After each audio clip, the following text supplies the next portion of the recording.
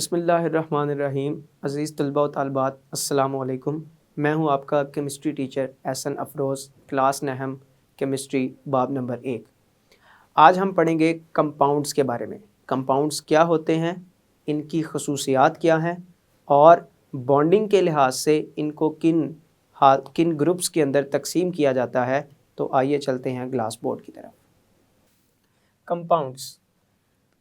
Compound एक ऐसी शय है जो दो या दो से ज़्यादा एलिमेंट्स के कीमियाई तौर पर मुतय्यन का मतलब होता है ख़ास वैल्यू, एक ख़ास अदद, मुतय्यन निस्बत बिलहाज मास।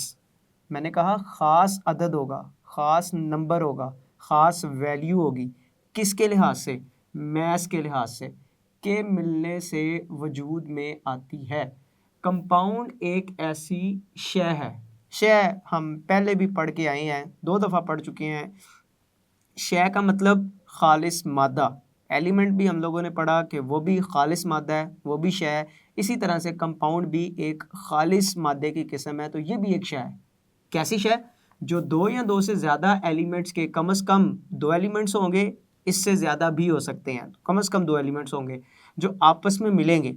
जब 2 एलिमेंट्स आपस में मिलेंगे कंपाउंड बनाने के लिए, तो उनका आपस में मिलना एक ख़ास निस्बत से होगा, एक ख़ास मैस के साथ होगा। तो 2 या 2 से ज़्यादा एलिमेंट्स हमेशा जब एक ख़ास निस्बत से, एक ख़ास मैस रखते हुए आपस में मिलते हैं, तो उनके मिलने से जो शय बनती है वो शय क्या कहलाती है? कंपाउंड कहलाती है। मिसाल के तौर पर हम बात करते हैं पानी की, तो पानी में H2O ये पानी का फॉर्मूला है। अगर आप इसको गौर से देखें तो पानी कब बना? जब हाइड्रोजन और ऑक्सीजन आपस में मिले, इनके मिलने से क्या बन गया? पानी बन गया। अगर आप पानी को गौर से देखें तो इसमें हाइड्रोजन के एटम 2 हैं, ऑक्सीजन का एटम 1 है। हाइड्रोजन के एक एटम का मैस 1 होता है, जबकि 2 एटम का मैस कितना होगा? 2। ऑक्सीजन के एक एटम का मैस 16 है और एक ही एटम है। तो हाइड्रोजन और ऑक्सीजन की जो निस्बत है मैस के लिहाज से वो कितनी होगी? 2:16। अगर मैं इसको मज़ीद आसान कर दूं, मज़ीद सिंपल कर दूं इसी निस्बत को, तो मैं ये लिख सकता हूं कि 1:8। मतलब जब भी मैंने पानी बनाना है, तो पानी बनाने के लिए मुझे हाइड्रोजन भी चाहिए, मुझे ऑक्सीजन भी चाहिए, लेकिन मुझे हाइड्रोजन मैस के एतबार से कितनी चाहिए? 1। और ऑक्सीजन मैस के एतबार से कितनी चाहिए? 8। मतलब कि ऑक्सीजन का मैस हाइड्रोजन के मैस से 8 गुना ज़्यादा होना चाहिए। जब मैं ऑक्सीजन को हाइड्रोजन से 8 गुना ज़्यादा रखते हुए इनको आपस में मिलाऊंगा, तो इसके मिलने से जो शय बनेगी वो शय क्या कहलाएगी? कंपाउंड। और यहाँ पर वो शय क्या है? पानी। ये है ख़ास निस्बत जिसका जो मैस के लिहाज से मुनफरिद है, जो मैस के लिहाज से ख़ास है। इसके साथ और बहुत सी मिसालें हैं। आप कार्बन डाइऑक्साइड की भी मिसाल इसमें ले सकते हैं। मतलब कि कार्बन डाइऑक्साइड गैस ये कैसे बनती है? जब कार्बन और ऑक्सीजन आपस में मिलते हैं। तो अगर इसको गौर से देखें तो एक कार्बन है, 2 ऑक्सीजन है। एक कार्बन का मैस कितना है? 12, जबकि 2 ऑक्सीजन का मैस कितना होगा? 32।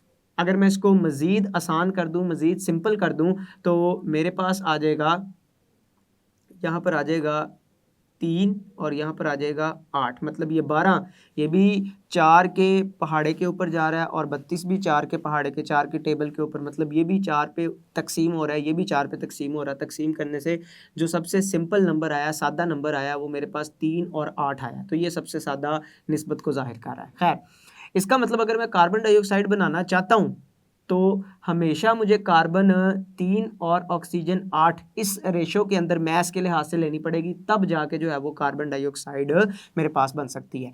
तो इस तरह एक ख़ास निस्बत के मिलने से, ख़ास निस्बत में जब हम एटम लेते हैं, एलिमेंट लेते हैं, उनको मिलाते हैं ख़ास निस्बत से, मैस के लिहाज से, तो फिर जो शय बनती है वो शय क्या कहलाती है? कंपाउंड कहलाती है। यहाँ पर हमने जो 2 मसाले लिए हैं, एक पानी की और दूसरी हमने बात की है कार्बन डाइऑक्साइड की। ये दोनों हमारे पास क्या है, कंपाउंड है, क्योंकि ये ऐसी अशिया है जो किसके मिलने से बनी है, एलिमेंट्स के। और एलिमेंट्स के कैसे मिलने से बनी है, एक ख़ास निस्बत से, मैस के लिहाज से आपस में मिलने से ये वजूद में आती हैं। इस वजह से ये क्या कहलाती हैं, इन अशिया को हम कंपाउंड्स कहते हैं।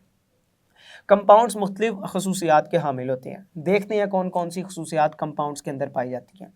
सबसे पहले नंबर पर कंपाउंड बनाने वाले एलिमेंट्स अपनी खसूसियात खो देते हैं। इनकी खसूसियात यकसर एलिमेंट्स की खसूसियात से मुख्तलिफ होती हैं। मतलब कंपाउंड बनाने के लिए जो एलिमेंट्स आपस में मिले हैं वो अपनी खसूसियात को मुकम्मल तौर पर, अपनी पहचान को, अपनी शनाख्त को मुकम्मल तौर पर खो चुके होंगे। कंपाउंड के अंदर एलिमेंट्स आज़ादाना तौर पर अपना वजूद कायम नहीं रख सकेंगे। जैसा कि हमने बात की कि पानी का बनना किसकी मदद से, हाइड्रोजन और ऑक्सीजन की मदद से पानी का बनना। अगर हम देखें कि हाइड्रोजन ये भी गैस, ऑक्सीजन ये भी गैस, तो दोनों गैसी हालत में थी जो आपस में मिली हैं। इनके मिलने से कंपाउंड बनेगा। अब इनके मिलने से जो कंपाउंड बना है पानी, वो कौन सी हालत में बना है, लिक्विड, मतलब माया हालत के अंदर। तो गैसी हालत में जो दो चीज़ें आपस में मिली हैं, उनके मिलने से जो तीसरी चीज़ बनी है वो माया हालत में बनी है। एक तो दोनों की हालतें भी मुख्तलिफ हैं, मतलब इधर गैस हालत है, इधर माया हालत है। दूसरे नंबर पर हाइड्रोजन की खसूसियात ऑक्सीजन की खसूसियात कुछ और हैं, जबकि पानी की खसूसियात आज़ादाना हाइड्रोजन और ऑक्सीजन की खसूसियात से बिल्कुल मुख्तलिफ हैं। तो इसका मतलब ये कि कंपाउंड बनाने वाले एलिमेंट्स कंपाउंड के अंदर अपनी खसूसियात मुकम्मल तौर पर, अपनी पहचान, अपना वजूद मुकम्मल तौर पर खो चुके होते हैं। कंपाउंड जो बनता है उसकी खसूसियात बिल्कुल अलहदा और नई खसूसियात होती हैं। वो नई खसूसियात का हामिल होता है, मुख्तलिफ खसूसियात का हामिल होता है। इसमें कोई भी खसूसियत हाइड्रोजन गैस वाली नहीं है, कोई भी खसूसियत ऑक्सीजन गैस वाली नहीं है, बिल्कुल अलहदा ही खसूसियात का हामिल है ये मॉलिक्यूल, ये कंपाउंड। दूसरे नंबर पर कंपाउंड को तबई तरीकों से सादा हालत में तब्दील नहीं किया जा सकता। तबई तरीकों से मतलब मैं मिसाल के तौर पर आपको बताता हूँ कि मेरे पास ये एक ग्लास है या हमारे पास ये एक बीकर है। इस बीकर के अंदर मैंने ये पानी ले लिया, इसके अंदर ये मैंने पानी ले लिया और पानी के अंदर मैंने इसमें मज़ीद क्या डाल दिया, पानी के अंदर मैंने मट्टी डाल दी। ये मैंने मट्टी लेकर उसकी थोड़ी सी मिकदार इस पानी के अंदर डाल दी। अब ये मेरे पास एक मिक्सचर बन चुका है दो चीज़ों का, इसमें पानी भी है, इसमें मट्टी भी है। अब मैं क्या कर सकता हूँ, मैं इन दोनों को एक दूसरे से अलहदा कर सकता हूँ। इसके लिए मैं मुख्तलिफ तबई तरीके इस्तेमाल करूँगा। मैं डिस्टिलेशन का अमल इस्तेमाल कर सकता हूँ, मैं फ़िल्ट्रेशन का अमल इस्तेमाल कर सकता हूँ, मैं इवेपोरेशन का अमल इस्तेमाल कर सकता हूँ, या मैं इस तरह का कोई और तबई तरीका इस्तेमाल करके इस मिक्सचर के दोनों अज्जा को एक दूसरे से अलहदा कर सकता हूँ। लेकिन अगर मैं बात करूँ कंपाउंड की, जैसे कि यहाँ पे मेरे पास मौजूद था क्या, पानी, मेरे पास मौजूद था क्या, कार्बन डाइऑक्साइड, तो मेरे पास कोई भी ऐसा तबई तरीका नहीं है जिसको इस्तेमाल करते हुए मैं क्या करूँगा, मैं हाइड्रोजन को ऑक्सीजन को एक दूसरे से अलहदा कर पाऊँगा, मैं कार्बन को ऑक्सीजन को एक दूसरे से अलहदा कर पाऊँगा। तो सादा तबई तरीक़ों से ये काम नहीं करवाया जा सकता। ठीक है, मिक्सचर को अलहदा करवाया जा सकता है, जबकि कंपाउंड को किसी भी तबई तरीके से अलहदा नहीं करवाया जा सकता, उसको उसके सादा हालत में सादा अज्जा के अंदर तब्दील नहीं किया जा सकता। तीसरे नंबर पर अगर हम बात करें तो कंपाउंड्स एलिमेंट्स के कीमियाई तौर पर मुतय्यन निस्बत बिलहाज मास के मिलने से बनते हैं। ये बात हम तारीफ़ के अंदर बड़ी तफसील के साथ समझ के भी आए हैं कि कंपाउंड एलिमेंट्स के मिलने से बना है। जैसे मैंने बात की कि हमारे पास दो तरह के कंपाउंड्स हैं जिनकी मिसालें मैंने आपके सामने रखी। मैंने कहा मेरे पास है पानी H2O, मेरे पास है कार्बन डाइऑक्साइड CO2। मैंने कहा कि इन दोनों के मिलने के लिए ज़रूरी है कि हमारे पास हाइड्रोजन हो 2 और ऑक्सीजन हो 16। कार्बन डाइऑक्साइड बनाने के लिए ज़रूरी है कि कार्बन कितनी हो 12 और मैस के लिहाज से 12 ग्राम, और ऑक्सीजन कितनी हो उसके मुकाबले में 32 ग्राम। ये थी उनकी जो असली वैल्यू थी, असली नंबर जो थे। मैं इनको मज़ीद अगर सादा नंबर्स के अंदर तब्दील करना चाहता हूँ तो मैं इनको लिख सकता हूँ 1/8 और इसको लिख सकता हूँ 3/8। मतलब अगर मैं जब भी पानी बनाना चाहूँगा तो तभी बना सकता हूँ जब मेरे पास हाइड्रोजन और ऑक्सीजन इस निस्बत के साथ मौजूद होंगे, मैस की इस निस्बत के साथ। कार्बन डाइऑक्साइड तब बना सकता हूँ जब मेरे पास कार्बन ऑक्सीजन अपने मैस के लिहाज से इस निस्बत के साथ मौजूद होंगे, और तभी पानी बन सकेगा, तभी कार्बन डाइऑक्साइड बन सकेगी जब हमारे पास ये मिकदारें मौजूद होंगी। इसके अलावा कोई भी ऐसी सूरत नहीं है कि हम इनको बना सकते हों अगर इस निस्बत के साथ ये मिकदारें मौजूद नहीं है। पानी आप चाहे जिस मर्जी पानी की मिसाल ले लें, चाहे वो साफ़ पानी है चाहे वो गंदा पानी है, जिसकी पीएच कम है जिसकी पीएच ज़्यादा है, वो समंदर का पानी है, वो दरिया का पानी है, नहर का पानी है, घरों में आने वाला पानी है, किसी भी पानी की आप मिसाल ले लें, सब के अंदर पानी का फार्मूला यही रहता है, ये तब्दील नहीं होता।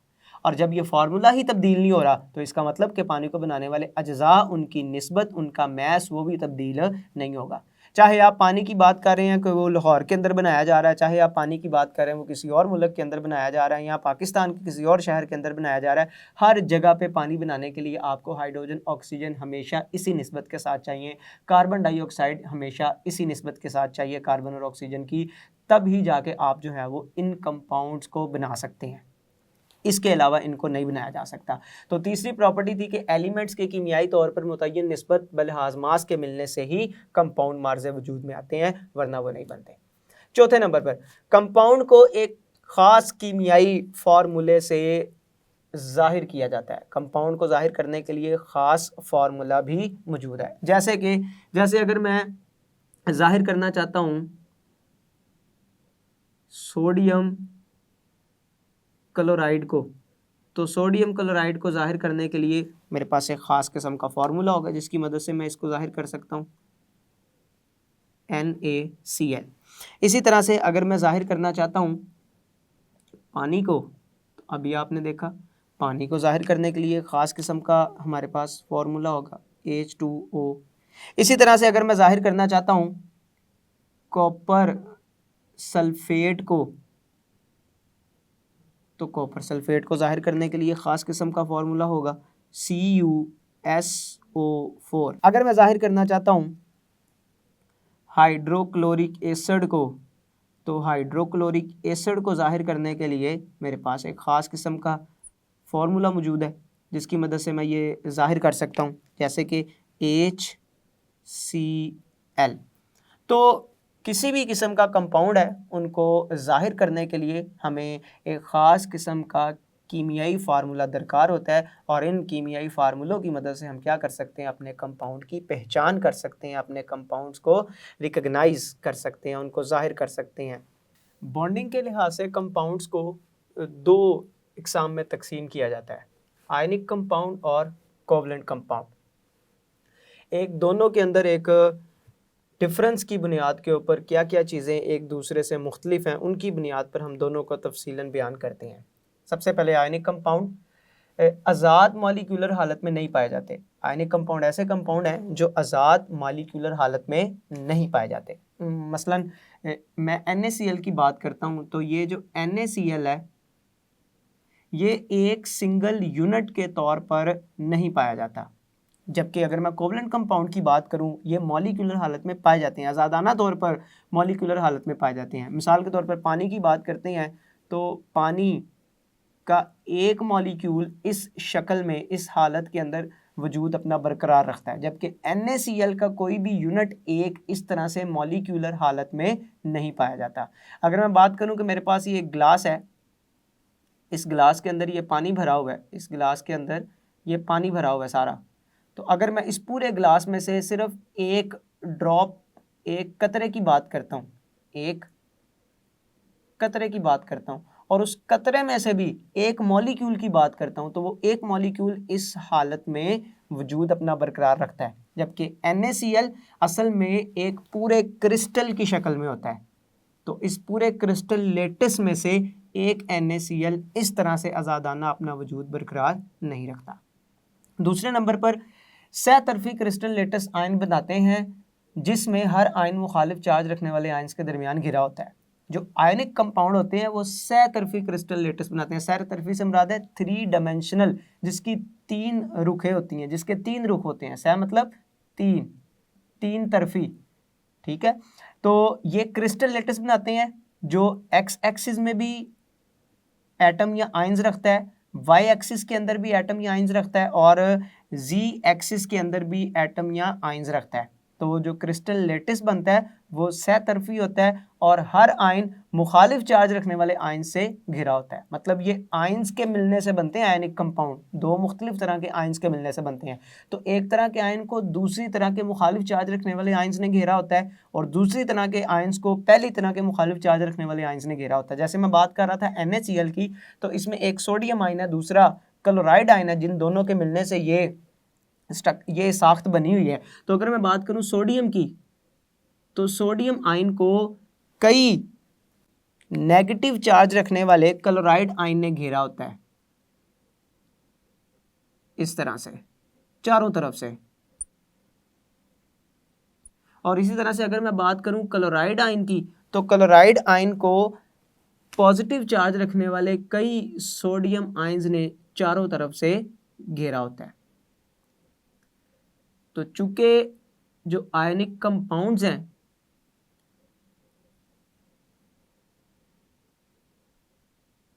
आयनिक कंपाउंड में एक किस्म का चार्ज रखने वाले आयंस को दूसरी तरह का चार्ज रखने वाले आयंस ने घेरा होता है, तो लिहाजा मैं ये नहीं कह सकता कि चूंकि ये इस तरह से मिलकर रह रहे हैं, तो मैं ये नहीं कह सकता कि ये NaCl जो है ये एक आज़ादाना यूनिट के तौर पर अपना वजूद बरकरार रख सकता है।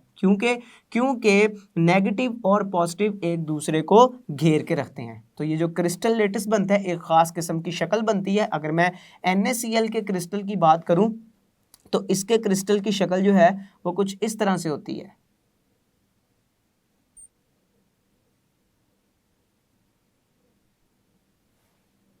और आप इस शक्ल को देखकर ये अंदाज़ा लगा सकते हैं कि इसमें 3 डायरेक्शंस हैं, 3 जाविये हैं, 3 एक्सिस हैं, एक एक्स है, एक वाई है और एक एक्सिस जी है। तो ये 3 एक्सिस होते हैं, 3 सतहें होती हैं मुख्तलिफ, जिसकी वजह से हम इसको क्या कहते हैं, सहतरफी बोला जाता है। ठीक है, तो कोई भी आयनिक कंपाउंड जो होगा वो इस तरह के साख्त के अंदर वजूद में होगा, और इस तरह की साख्त रखते हुए एक तरह के आयन को दूसरी तरह के मुख्तलिफ चार्ज रखने वाले आयंस ने घेरा होगा। इस घेराव की वजह से हम ये कहते हैं कि ये आज़ाद मॉलिक्यूलर हालत में नहीं पाए जाते, जैसे ये आज़ाद मॉलिक्यूलर हालत में पाए जाते हैं। जबकि जब हम कोवलेंट कंपाउंड की बात करते हैं, तो कोवलेंट कंपाउंड के अंदर एक मॉलिक्यूल कोवलेंट कंपाउंड का हकीकी नुमाइंदा होता है। मतलब अगर मैं बात कर रहा था इस पूरे पानी के गिलास की, तो इस पूरे पानी के गिलास में से अगर मैं इस पूरे पानी के गिलास में से अगर मैं एक मॉलिक्यूल भी निकाल लूं पानी का, तो उस एक मॉलिक्यूल की जो खसूसियात होंगी वही सारी की सारी खसूसियात इस पूरे गिलास में पड़े हुए पानी की होंगी।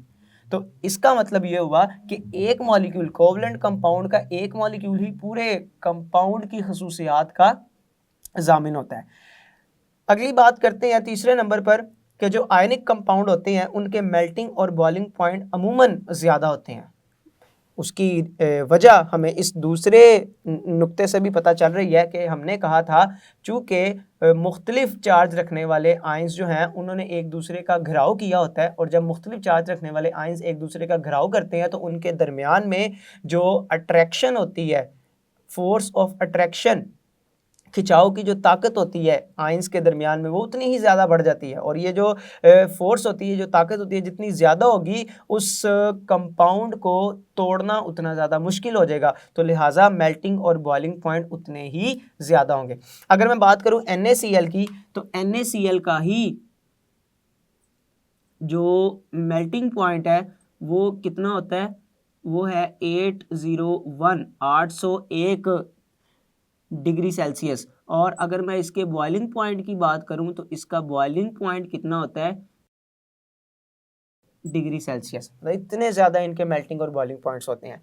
इनके बरक्स अगर हम बात करें कोवलेंट कंपाउंड्स की, तो कोवलेंट कंपाउंड्स के जो मेल्टिंग और बॉइलिंग पॉइंट्स हैं वो निस्बतन वो कदरे कम होते हैं। जैसे पानी की बात करते हैं, कोवलेंट कंपाउंड है, इसका जो मेल्टिंग पॉइंट है वो कितना होता है 0 डिग्री सेल्सियस, जबकि इसका जो बॉइलिंग पॉइंट है वो कितना होता है 100 दर्जा हरारत इसका बॉइलिंग पॉइंट है, जबकि मेल्टिंग पॉइंट 0 है, 0 है। तो चूंकि कोवलेंट कंपाउंड इनको बनाने के लिए एलिमेंट्स के दरमियान कोवलेंट बॉन्ड पाया जाता है। कोवलेंट बॉन्ड एक कमज़ोर बॉन्ड है। आयनिक कंपाउंड इनको बनाने वाले आयंस के दरमियान आयनिक बॉन्ड होता है। आयनिक बॉन्ड एक ताकतवर बॉन्ड है। तो ताकतवर बॉन्ड को तोड़ने के लिए ज़्यादा एनर्जी चाहिए होती है, ज़्यादा दर्जा हरारत चाहिए होता है। और इसी तरह से कोवलेंट कंपाउंड में कोवलेंट बॉन्ड को तोड़ने के लिए निस्बतन कम दर्जा हरारत चाहिए होता है। इसीलिए इनके आयनिक कंपाउंड के मेल्टिंग और बॉइलिंग पॉइंट ज़्यादा होते हैं, जबकि कोवलेंट कंपाउंड के मेल्टिंग और बॉइलिंग पॉइंट्स कम होते हैं। हम आयनिक कंपाउंड के फार्मूला को फार्मूला यूनिट से जाहिर करते हैं। फार्मूला यूनिट से, जैसे sodium chloride, sodium Na chloride Cl, तो ये इसका फार्मूला यूनिट है। इसी तरह से पोटाशियम ब्रोमाइड, पोटाशियम को K से, ब्रोमाइड को Br से। कॉपर सल्फेट, कॉपर को Cu से, सल्फेट को SO4 से। तो इनके कीमियाई फार्मूले को हम फार्मूला यूनिट से जाहिर करते हैं, क्योंकि हर एक आयन जो है वो एक यूनिट के तौर पर यहाँ पे खुद को जाहिर कर रहा होता है। जबकि कोवलेंट कंपाउंड का जो फार्मूला है इसको एक ख़ास मॉलिक्यूलर फार्मूला से ही जाहिर किया जाता है। जैसे हाइड्रोक्लोरिक एसिड को HCl से, सल्फ्यूरिक एसिड को H2SO4 से, पानी को H2O से और मीथेन को CH4 से जाहिर किया जाता है। अज़ीज़ तलबा तालिबात, तो आज हमने कंपाउंड को बड़ा तफसीलन समझा। हमने इसकी तारीफ़ पढ़ी, मिसालें पढ़ी और इसके साथ साथ हमने इसकी खसूसियात का मुतालिया किया और साथ ही साथ हमने इसकी 2 इक़साम का भी बगौर जायज़ा किया। आयनिक कंपाउंड, कोवलेंट कंपाउंड क्या होते हैं, तफसीलन समझा। मैं उम्मीद करता हूँ आपको आज के लेक्चर की बखूबी समझ आई होगी, आप इसको अच्छी तरह से याद करेंगे। अल्लाह आपका हामी व नासिर है। अस्सलामु अलैकुम।